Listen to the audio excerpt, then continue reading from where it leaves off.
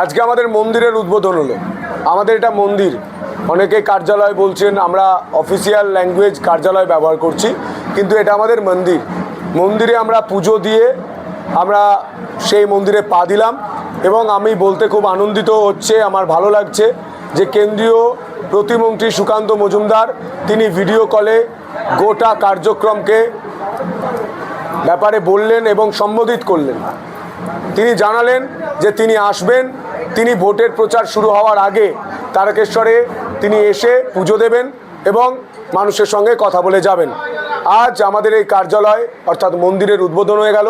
আমরা প্রত্যেকেই রয়েছি, আমাদের 5 মণ্ডল সভাপতি রয়েছেন, আমাদের ইনচার্জ বরিষ্ঠ বিজেপি নেতা তিনি রয়েছেন এবং আমাদের সবার প্রিয় গণেশ দা রয়েছেন এবং আমাদের কনভেনার বিধানসভার অভিজিৎ দা রয়েছেন এবং বিজেপি কর্মীরা, আমাদের বীর সৈনিকরা উপস্থিত রয়েছেন। আমরা এবার প্রত্যেকে একটাই লক্ষ্য, আমরা খুব সত্যিই টেনশনে ছিলাম যে এই কার্যালয়টা নিয়ে অনেক টানাপোড়েন চলেছে।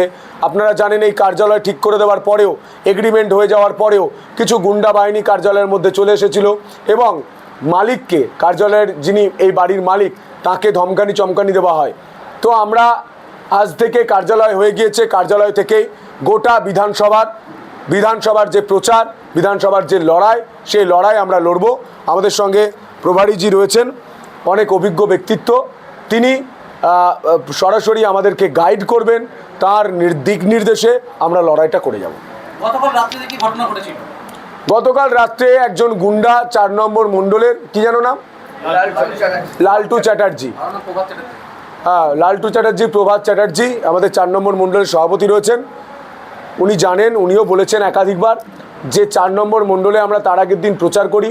মানুষ আমাদেরকে প্রচুর জনসমর্থন দেন, কারণ জল দেব বলে 5 বছরে জল দিতে পারেননি এখানকার তৃণমূলের বিধায়ক এবং মমতা বন্দ্যোপাধ্যায়ের সরকার। তারা বলেন যে আমরা জল চাই। আমি বলি 6 মাসের মধ্যে যদি জল না আসে তাহলে আমাকেও 5 বছর পর পাল্টে দেবেন। তারা খুশি হন এবং 4টে বুথ মিলে, 4টে বুথের কর্মীরা, তার 4টে বুথের সাধারণ মানুষ, তারা খুব খুশি হন এবং রাস্তায় বলাবলি শুরু করে দেন যে এবার ভোটটা বিজেপিতে। তার জন্য সেখানকার বুথ সভাপতিকে প্রথম ধরা হয়, চুলের মুঠি ধরে মারা হয়। সে যখন কোনোভাবেই রাজি হচ্ছে না তৃণমূলের সঙ্গে সেটিং করতে, তখন তাকে বন্দুক ঠেকানো হয় গায়ে, পিঠের দিকে বন্দুক ঠেকিয়ে বলে, দেখবি গুলি করে দেবো, তোর বিপ্লবী ছুটে যাবে।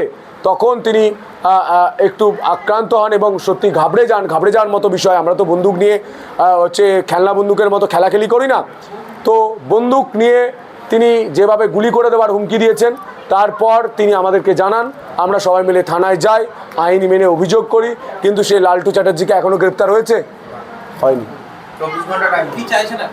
কি চাইছি কি, লালটু চ্যাটার্জিকে গ্রেপ্তার করতে হবে।